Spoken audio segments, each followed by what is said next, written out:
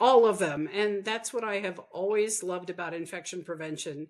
We had a hospital acquired case of Legionella when I was working there. And so the water guy from the engineering department and I went up to the roof of the hospital and collected a couple gallons of water, and we sent it away for testing, and it came back Legionella.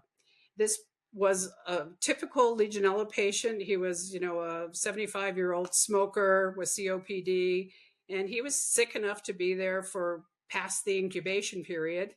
And so we had to report it to the CDC because there weren't too many cases of Legionnaire's disease that were hospital acquired.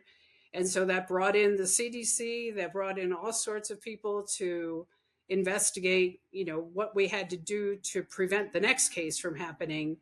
And so in those days, there weren't a lot of options. But later at a different hospital, I was one of the first to bring in a copper silver disinfection system for the water. So because we had a bone marrow transplant unit, and we wanted to make sure that the water for those severely immunocompromised patients was safe.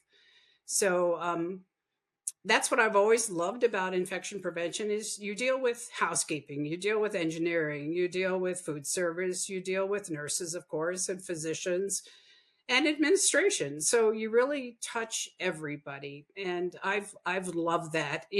Though my background is nursing, I certainly consider it much broader than a nursing role.